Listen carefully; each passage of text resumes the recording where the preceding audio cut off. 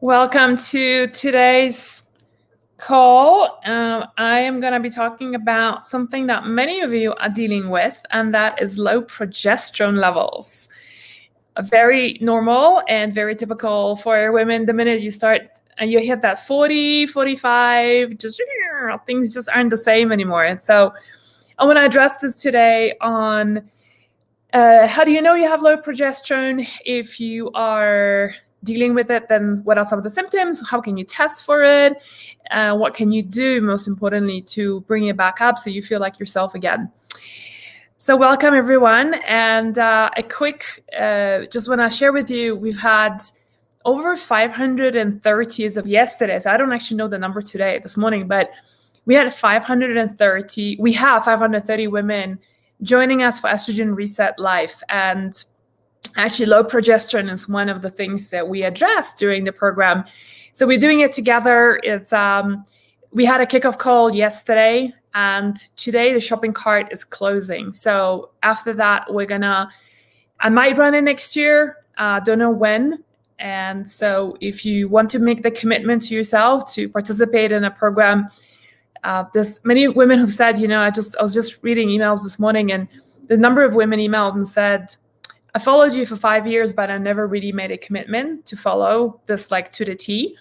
And so doing it now live, I think gets a lot of women off the fence. And it's like, I'm doing this for myself. It's time to do this. So if that's you, consider joining us.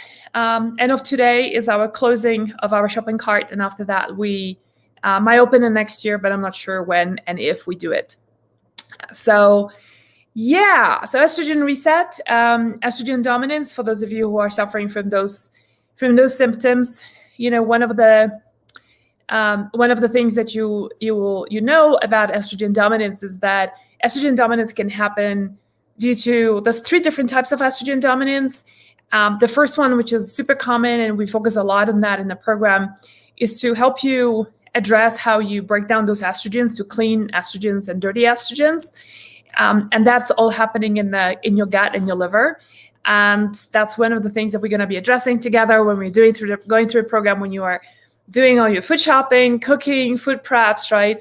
All of that is going to be supporting how you metabolize estrogens to clean and dirty ones. And then the second form of estrogen dominance is that the ratio of progesterone to estrogen might not be super beneficial. And so for those of you who are, and I will show you a chart in a second, how that happens. So, super common. Let me just maybe talk about symptoms of low progesterone in the first place. Some of you already know it because maybe you've been tested, maybe because you are very much in tune with your own body and you know that it's just things are not the same anymore. So low progesterone typically will manifest, first of all, most of the time it starts after you hit that mark 40, 45, it starts going down. And one of the first symptoms a lot of women start experiencing is that you start having sleeping problems, okay? Your sleep is not the same as it used to be. A lot of women will say, you know what, I used to sleep like a rock, and I'll be like, my neighbors could be having a party out there and I'll just sleep right through all of this. And then suddenly you wake up in the middle of the night, you can't go back to sleep, or maybe you're having a difficulty going to sleep in the first place. And so those are the classical, that's how it oftentimes for a lot of women, it starts with that.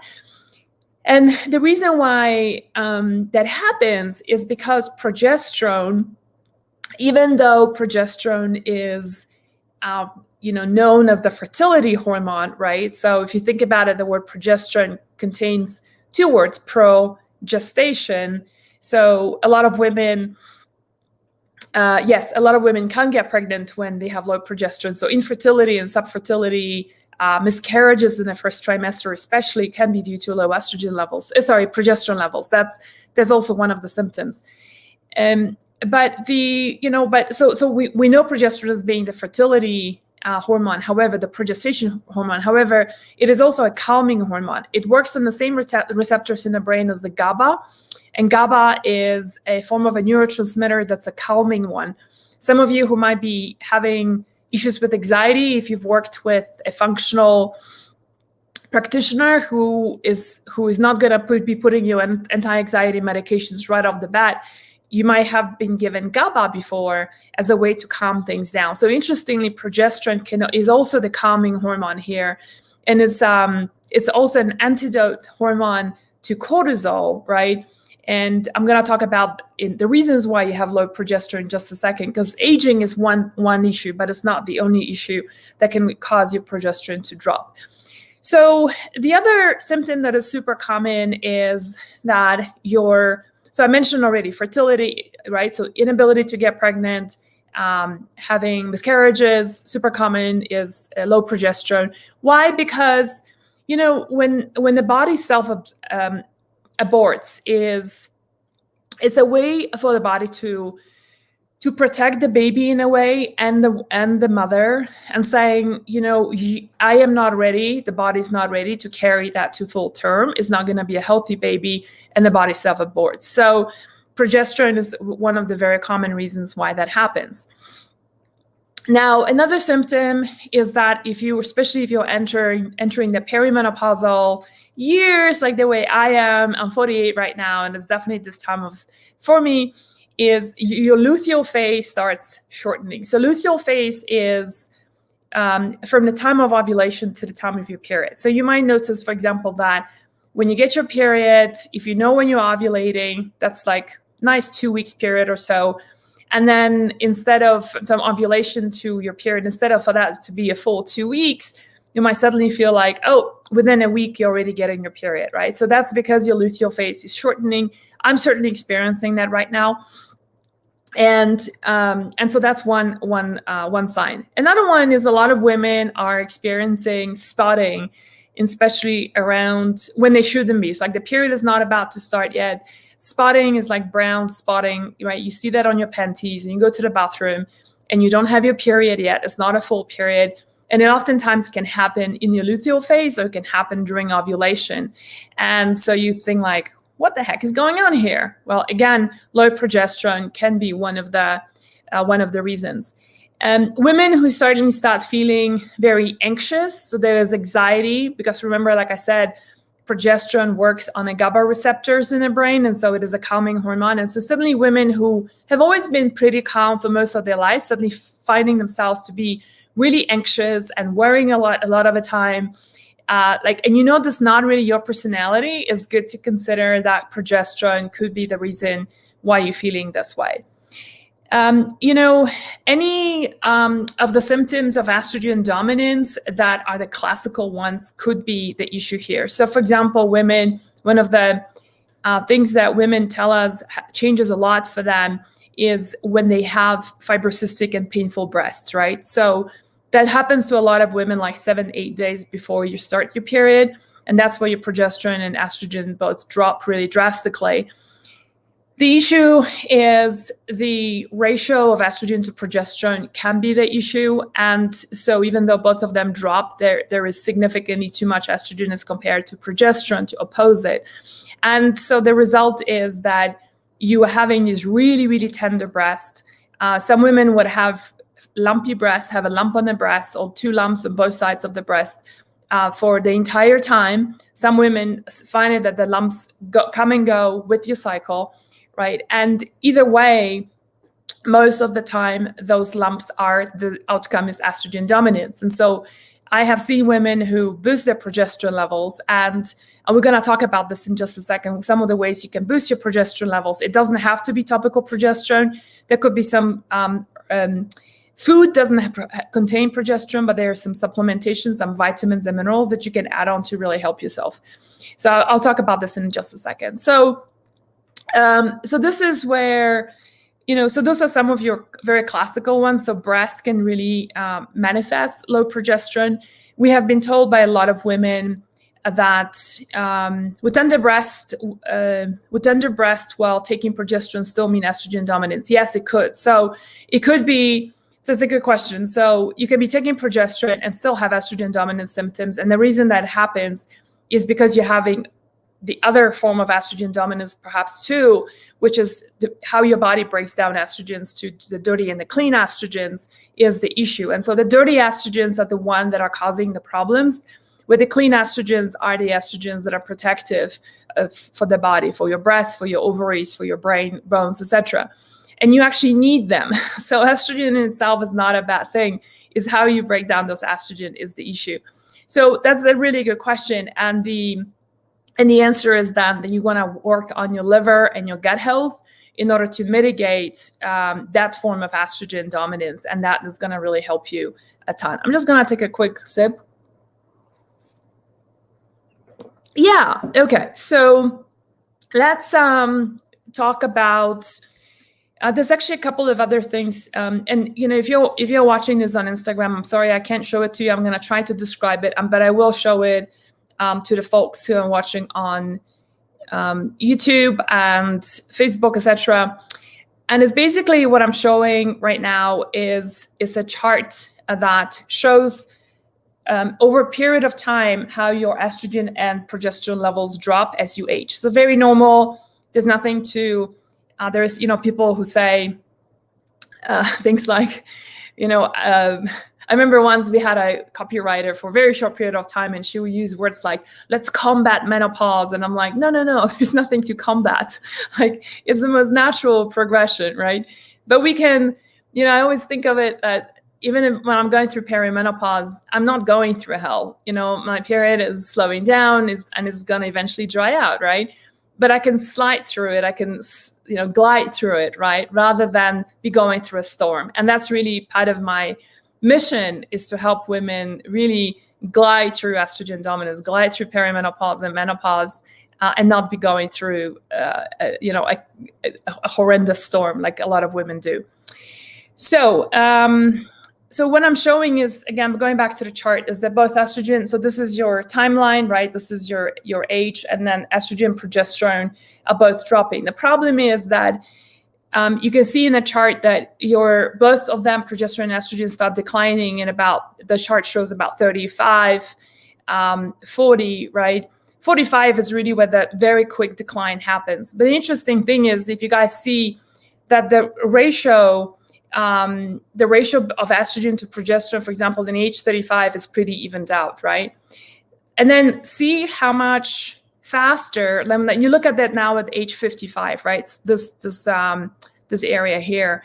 And you can see how that ratio of progesterone to estrogen is significantly different, meaning how much more estrogen there is as compared to progesterone. Even though both of them dropped, right? Progesterone, as we age, drops way faster than estrogen would. And so somebody's asking about ratios. So ratios all depend on how you're measuring it. There's urine testing, there is saliva testing, there is also blood testing. I don't recommend blood testing for understanding the health of your sex hormones. The best thing to do is to do Dutch test or to do saliva testing. And then get the ratios from there. So as you can see, that's part of the reason why when you look at this chart, you understand why, even though estrogen is like this, progesterone is like this. That's a imbalance you're experiencing, even though both of them have dropped significantly in the age of 55. And guess what? That's part of the reason why so many deficiency of progesterone is one of the reasons why this is the demographic of women who are highly susceptible to breast cancers, estrogen receptor positive breast cancers, is because of the deficiency in progesterone, right? So it's not the only reason, but it can be definitely a contributing factor. And part of the functional medicine oncology approach to breast cancers, for example, estrogen receptor positive breast cancers, there's a lot of different things: detoxification, how your body detoxifies you of estrogen, all of that is part of it. But a part of that protocol is also to put women on progesterone. And mind you, remember I'm saying progesterone, not progestin, because progestins are the synthetic progesterones that are the reason why the Women's Health Initiative was stopped, because of the number of cases of women having stroke, breast cancers, and their deaths. It was prematurely canceled. So it was because of progestin and not progesterone. So progesterone is the bioidentical progesterone. Okay, so let's talk about, let me just take a quick look at, I'm gonna just stop sharing this for a second. Do you do saliva or Dutch test? No, I don't. But if you go to our website, I talk about it there, how to do that on the testing. Just search on hormonesbalance.com and then search for testing, and you will find some resources there on that. Okay, so let me go back to just also want to explain a couple more things. I've got a couple of other things I might have forgotten.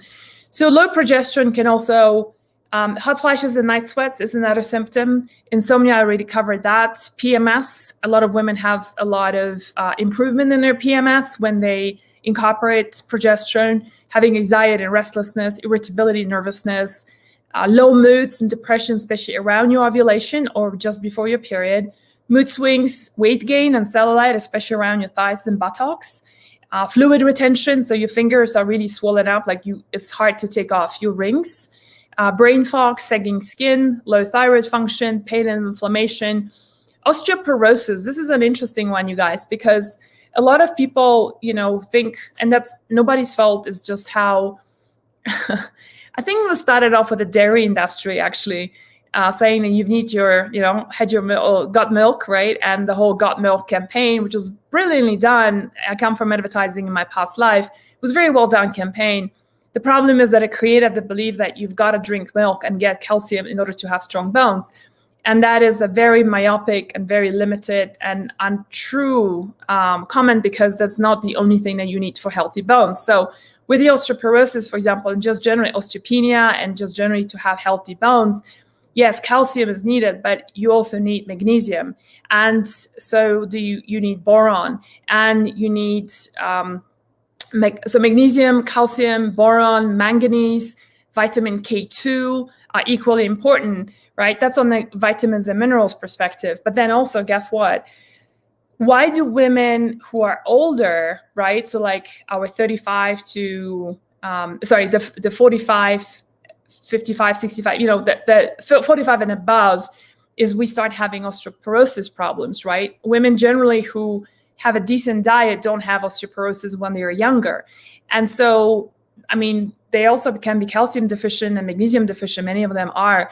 The difference is the declining estrogen progesterone levels. So it's interesting because estrogen helps to build up like the scaffolding of the bones, and progesterone helps for those minerals to actually deposit and stay in there. So as you can see, it's not just one thing that helps you with osteoporosis, it's a combination of things. And progesterone is one of those that, together with estrogen, play a vital role in you having strong bones. So many women are taking calcium for their bones and not having any changes, and that's the reason why.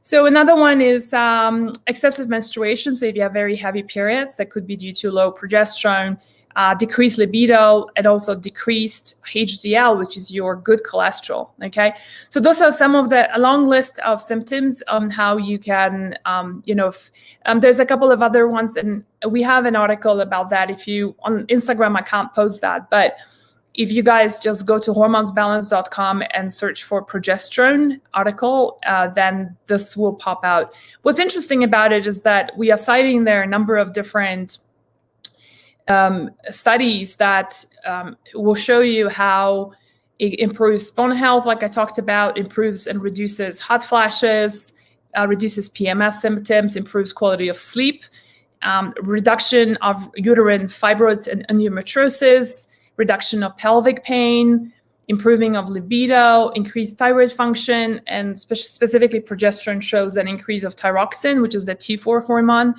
Prevention of breast cancer, there's a couple of studies we have for you there. Improves ovulation, of course, reduction of disappearance of breast lumps, progesterone inhibits mast cells. That's really a really great one. For those of you who are struggling with histamine issues, so histamine and estrogen dominance are like this together, okay? And estrogen dominance can cause high inflammatory response in the immune system, and histamine release is like adding fuel to the fire. So a lot of women who have histamine problems also have estrogen dominance. And I'm going to come to your questions in just a second. I know there's a lot of questions coming in, especially on Instagram. I'll come around to this in just a second. But one of the cool things is that when you increase progesterone, and I'll talk about in a second how to do that, or you just generally address estrogen dominance like what we are currently doing in the Estrogen Reset Live program, then you will see that your histamine intolerance and response to histamine high foods will decrease as well. Release of pain and fibrocystic breast, another study on that, deeper and more restful sleep. I certainly feel that when I do progesterone. Anxiety relief, anti-inflammatory effect, and potential support for autoimmune and inflammatory diseases, brain health. It's actually really interesting. There is studies, and I know a number of my colleagues who are practitioners who work with TBI, which stands for traumatic brain injury, prescribe progesterone, and that's one of the, because of its high anti-inflammatory results. People with TBI have significant improvements when they are put on progesterone, including men. Somebody was asking what I'm drinking. I'm drinking matcha tea. Yeah. All right. So let's dive into a couple of options of what can you do to, to boost your progesterone levels in the most natural ways possible. Okay. So there's a couple of ways, but it's also important to understand why are you dropping in progesterone in the first place, right? To mitigate it. So just doing a whole heaps of supplements and is not going to really help that much. So what I will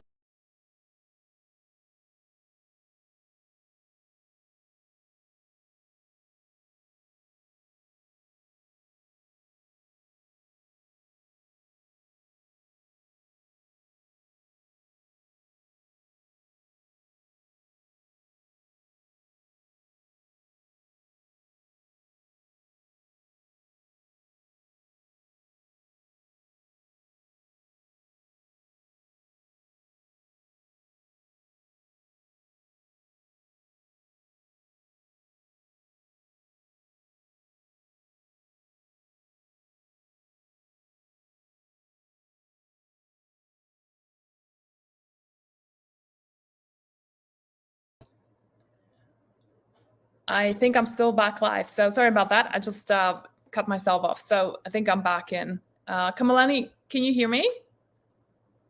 Is everything okay? Yes, I can hear you. We can see you. Okay, perfect. Thank you. All right, cool. So let's keep going. So let's talk about why do you have low progesterone in the first place. A couple of reasons. One of the very common ones, and I'm sure you can relate to this, is stress. So stress is, and physiologically what happens is your body produces excessive amount of progesterone, right? Or I should say elevated amount of cortisol in order to deal with stress, okay? But here's an interesting fact, that did you know that progesterone and cortisol, both of them are coming from the same hormone? They are coming from a hormone called pregnenolone. And pregnenolone is like the mother hormone for a number of different hormones, including progesterone and cortisol. Now, both cortisol and progesterone are sharing the same resource, if you will, right? So it's a little bit like, they go to the same river to get it, okay? And what happens is when the body is massively stressed out, so whether you're going through like a hugely traumatic event, you're emotionally stressed out, you're physically stressed out, like running marathons, for example, or exercising excessively, it's all can be highly stressful for the body. So the body prioritizes, and whatever resource that is available, whatever pregnenolone is available, it directs everything towards cortisol for the body to be able to deal with stress. But it depletes you that way of progesterone because there's just not enough resources. And the body prioritizes it that way because basically your stress response is your survival response, okay? If you cannot respond to stress and deal with it, you might die. And so the body knows that it's like, you're going to run away from things. Yeah, Leslie's saying progesterone, it's not progesterone steal, it's pregnenolone steal, but yeah, close. So it's called the pregnenolone steal, is because of the stealing of the resources to produce sufficient progesterone, it puts it towards cortisol. So the fascinating thing is, and you might relate to this, is, seeing women who go through really stressful times and then they lose their period, right? it could be low progesterone and too much cortisol during this time. You see somebody going through a very stressful time, and then they suddenly have, lumpy breasts that they've never had before. Women who have a miscarriage because of stress, right? That's all of that mechanisms is because of that. Actually, one of my favorite examples is also when a couple tries to conceive and they can't have a baby, and then they go and adopt, and they just finally relax after like years and years and years of trying, and then they relax and fall in love with the adopted child. They settle into a routine. Her hormones stabilize as well, and then boom, she gets pregnant. Right? So, and that's like it happens to so many families, and the reason why that happens is because finally the woman has relaxed, and her cortisol levels have come down. She's able to probably have higher progesterone levels by that point, and then she gets pregnant. Okay, that's if the infertility was due to low progesterone levels. There's different reasons why you are you can't get pregnant. So anyway, so I think this is really quite fascinating. So that could be one big reason. Antidepressants is another reason why, which is kind of ironic because here you are taking antidepressants and then is actually making you even more depressed because potentially because of low progesterone. So yeah, so those are some of the major things. Of course, just aging, right, is just the most common reason for all of those. So let's talk about what can you do to fix it. I think that's the reason why most of you are here, and so there are some questions about pellets and creams and topical progesterone, and I want to talk about oral progesterone as well. So there's a couple of options that you can exercise. So the most I would say the gentlest way to do this is what's called a seed rotation. Okay, and you can actually, but Kamalani, if we could post the seed rotation page on both the resources, and we have a guide there for you. You can download the guide. It basically shows you how to use flaxseed and pumpkin seed in your follicular phase, and then after ovulation you switch over to sesame seeds and sunflower seeds. And it's because of the zinc and vitamin E that it's body's natural ways of supporting the body with nutrients in order to produce its own progesterone. So progesterone gets produced in your corpus luteum, which is a temporary body, if you will, that gets created gets formed in the ovaries, in the eggs, and that gets released. And so it depends, like everything else, on certain level of nutrients in your body, right?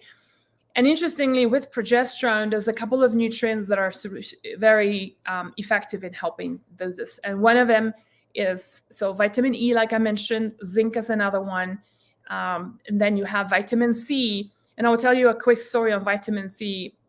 When COVID hit us like 1.5 to 2 years ago, I remember, started taking a lot higher vitamin C levels, and my luteal phase has gone from being like 10 days back to full 14 days. Since then, it's kind of like it went back to being 10 days, but it was interesting to see that for 3 months or so, just taking more vitamin C has helped my body to produce its own progesterone more effectively, and that really helped me too. So those are some of the nutrients. So nutritionally, you can do it this way. The other way you can do this is that you can take supplements that are specifically focused on that. So like, for example, our progesterone boosting kit, you have vitamin C, zinc, and I also put in the magnesium, just because magnesium, almost everybody's deficient in magnesium, and magnesium is just really going to help you feel so much better. Is going to help you metabolize estrogen a lot more effectively. So it's been a really nice kit to consider. So those are the 3 products that are in there. So there's obviously one way to do this. There's another way to balance your progesterone levels, and some women just like doing, instead of doing the nutritional intervention, the nutritional solutions. I don't like the word interventions. That doesn't sound right. It's like you intervening. Why are you intervening? You're not intervening. You're just supporting your body. So let's just say, those nutritional ideas are just not maybe something that's doable for you. Then one thing you might consider doing is topical progesterone. I am not the biggest fan of oral progesterone, only because oral progesterone gives you very limited benefits. All the benefits that I talked about, if you look at our article, and I talked there about, like, we're giving you all these research on how it helps to elevate your HDL and improve your bone density and improves your mood. And, it's all of those are applicable to topical progesterone. What oral progesterone helps with is sleep, and it helps with anxiety.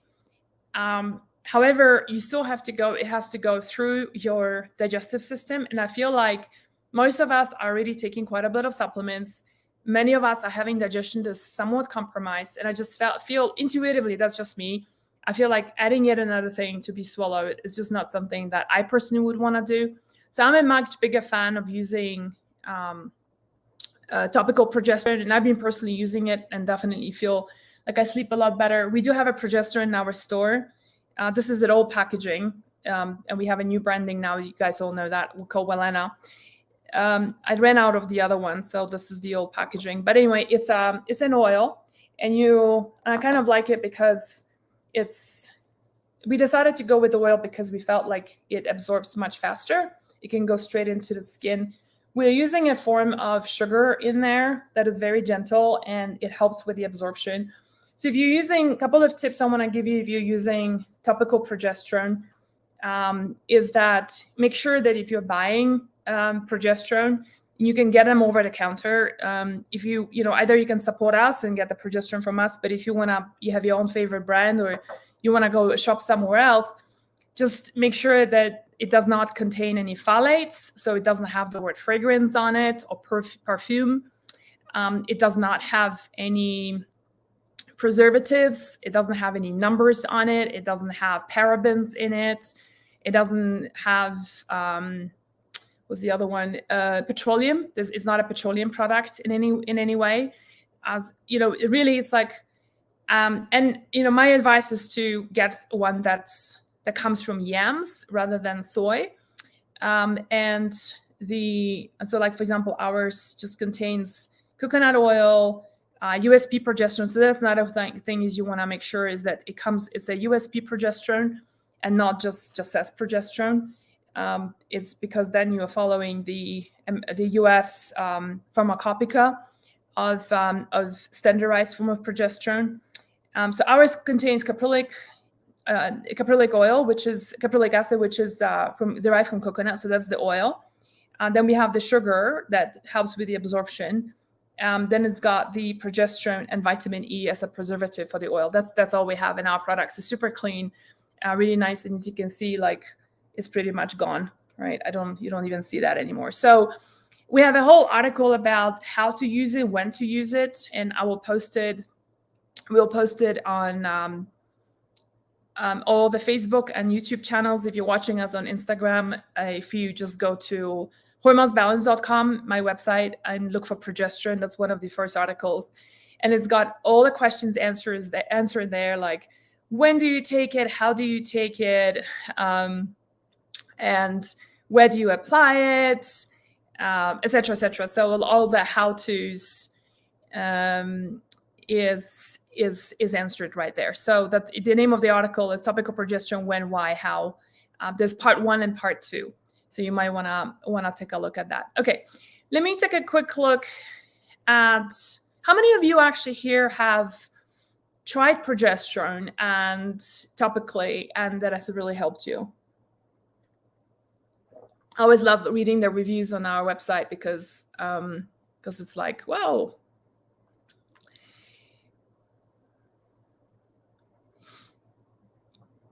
Daphne was asking a little bit earlier, will the Estrogen Reset class help with menopause as well? Yes, absolutely.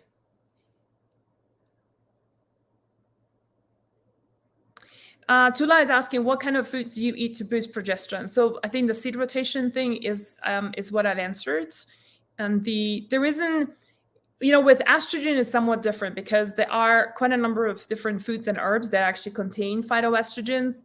Flaxseed is a good example. You can raise your estrogen levels very gently using flaxseed.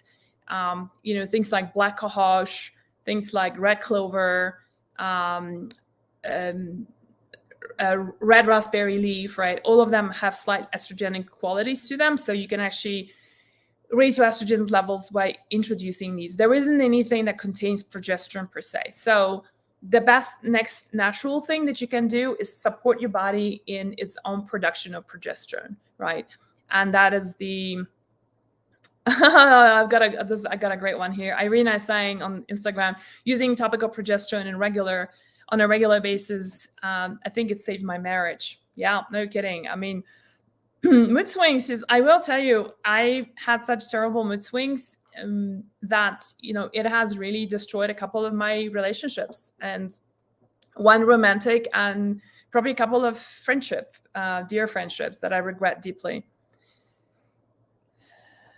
Okay.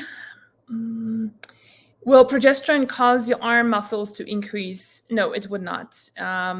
It will not, because it is not DHEA, or that DHEA converts to testosterone. What builds your muscles, but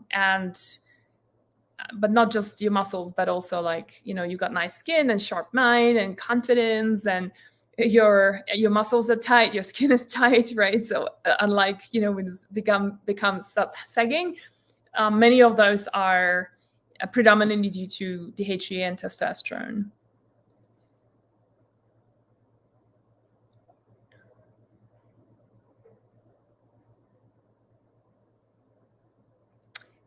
Karen is asking, can we use a progesterone oil and still work on removing dirty estrogens? Absolutely, yes. So it's a great question. You can do both at the same time. In fact, I recommend doing both at the same time. For those of you who are not familiar, I have a big history of estrogen dominance. I've always struggled with it. I have both genes from my mom and my dad that made a lot of my family members pass away from estrogenic cancers. And so I am a notoriously slow estrogen metabolizer.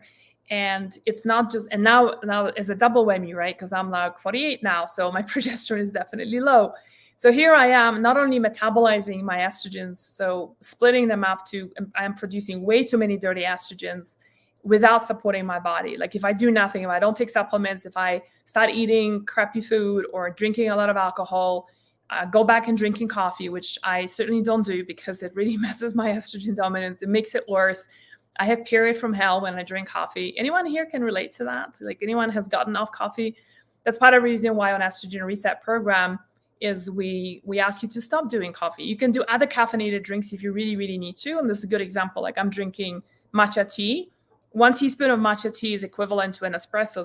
So this got some good kick of caffeine in here, but I can't do coffee itself. So anyway, so like for someone like me, for example, I work in tandem on using supplements to, of course, diet is like a given. It's a big part of my life. I don't even think about it anymore, right? I eat to support my liver and gut for good metabolism of estrogen. I also do supplements called DIM. I use 2 to 3 supplements, DIM, sulforaphane, and calcium D-glucarate, to help the metabolism skew it more towards the clean estrogens, away from dirty estrogens. And then I also do progesterone, because that helps the ratio of estrogen to progesterone to level out. So yeah, a girl gonna do what she's gonna do to feel good, right? It's no fun to be going through all of that estrogen dominance stuff. And one of the things is what we did, for those of you who are joining a little bit late, this is the last day, you guys, is like last chance of joining us for Estrogen Reset Life, where you're going to learn how to reverse your estrogen dominance in the most natural way possible. And so we just had a kickoff call on Tuesday. And so tonight, the cart is closing. And I might run it next year, I may not, I don't know yet. So if you want to do this as a group, commit to yourself, put it on a calendar, and really do this, right? And learn what supplements to do, how to modify your diet to just to be free of estrogen dominance. This is the time to do it. And I'm mentioning this because I just remembered, on Tuesday when we had a kickoff call, and we did a kickoff call, and we actually starting on the 28th. The program starts on the 28th. So we're giving you now about 5 days to stock up all the food, go shopping, settle in, watch the initial videos, and then we start everything on the 28th. So you're fully prepared, you're stocked up. And we did intention setting, right? And so and so different ladies have different intentions, and there were a lot of it about, wanting to feel like themselves again. They want to be the old self again. And a lot of them were around that. And my intention was to, obviously not just for this program, because I'm living this stuff every day, is to be free of fear of cancer, just because it's my family history, right? When you have your aunts dying from, and my grandfather also died from, now that I think about it, he died from lung cancer, and lung cancer is also an estrogenic form of cancer in non-smokers. And so really, so it's, I can't help it, but do have a little bit of fear, right? Of like the genes that I've inherited and all that. But at the same time, like, I also know that I'm doing what I can. I'm eating the way I can. I'm metabolizing estrogen the way I should be. And I measure that at least once a year. I do Dutch testing just to see how those metabolites are performing. I'm in a pretty darn good place. And so when I had, some of you may know Dr. Sean Tassone, he's a dear friend of mine, and we were looking at my Dutch test, and I shared it with everybody when my book came out, actually, like in March.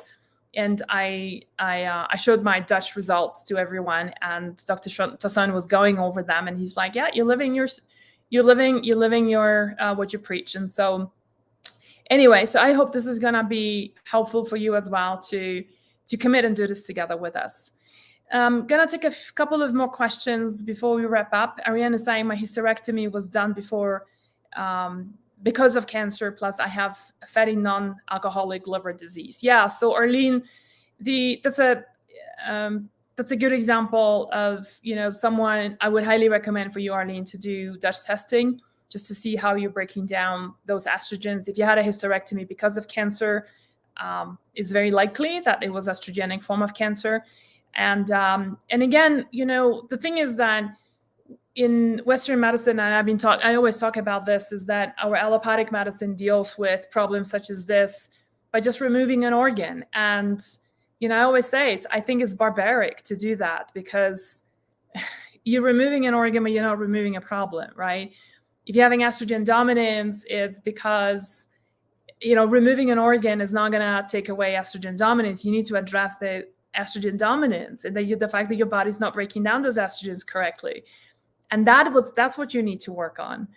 And it's not that difficult, and one of the big things about supporting you on this journey through estrogen to help you detoxify you from estrogens correctly is supporting your liver. So Arlene, there's a lot of things you can do for your liver.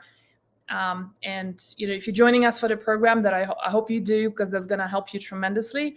And if you want to just DIY it, there's a ton of resources on my website. I have a book called Overcoming Estrogen Dominance. There's a whole big chapter on liver alone. One of the herbs that is really powerful for non-alcoholic fatty liver is milk thistle. And so that's something you could consider adding in a form of a pill or a tincture to your. Vinita say you're the first person. Vinita is, by the way, if I can say this, Vinita and I met like probably 10 years ago when I was first in practice in New York City, and she stuck around with her health journey for many years. And so thank you for being here today. So she says you were the first person years ago that I heard say that caffeine causes you to become angry. Until then, I felt I was the only one. Every time I have a cup of tea or as an experiment, I've noticed the mood change. Yeah. So Vinita, it sounds like it's not just coffee, but also any form of caffeine that impacts you.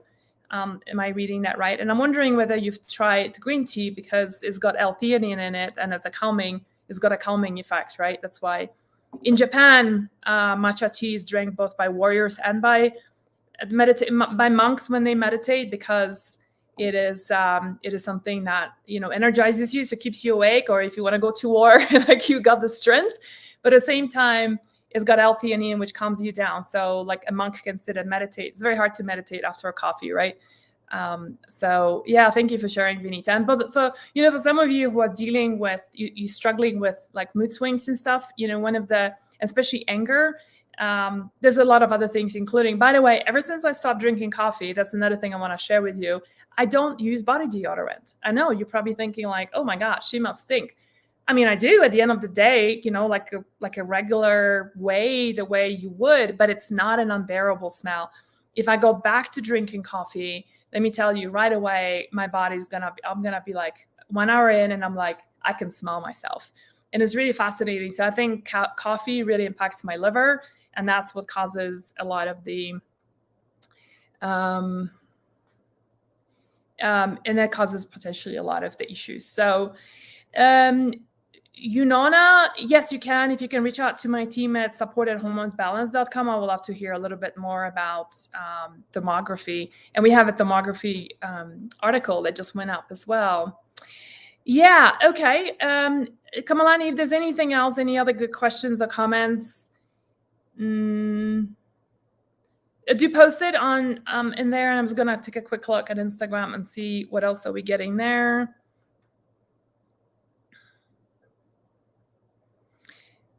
If you do any fasting, don't understand the question. Is about intermittent fasting. Do you do? Oh, I see. Do you do any intermittent fasting or fasting? Yes, I do. So I do it about 5 days a week, and for all the benefits of fasting, and I think I should do another video just about fasting and the benefits of fasting. So yeah, I fast in a way that I have dinner at like 5 o'clock and then I'll eat at 11, because I can't do this whole thing about having dinner at 7, 8 o'clock and then not eat until 1 or 2 p.m. It just doesn't work for me. So yes, I do that. Let me take a look at this one. Can I take my progesterone pill and the Valena ones and just sort of want to get off the pill? Andrea, so I would consult your practitioner who prescribed you that and just say that's your desire and that's what you like to do, and see what they say. I have seen people do that, and that should not be an issue. And when you have an excess of progesterone, just to let you know, excessive progesterone is gonna give you like a sense of lethargy. You're just like, don't feel like doing anything. A little bit of depression, feeling really sluggish, sleepy, so that's when you know you need to back off one or the other. But I would work with your practitioner about talking about how to ease off. Okay.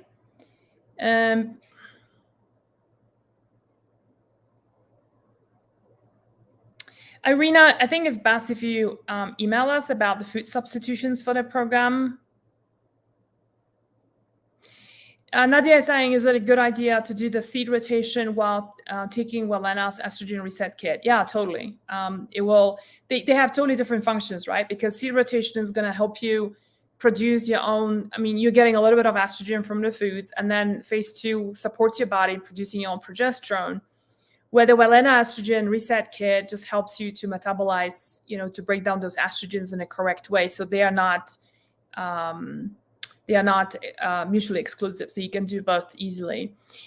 Great question about evening primrose oil and what's best. What is it best for? So, all right, this is going to be the last one I will take for today. So, evening primrose oil is very is revered in the hormone space amongst practitioners because of its content of something called GLA, gamma linolenic acid.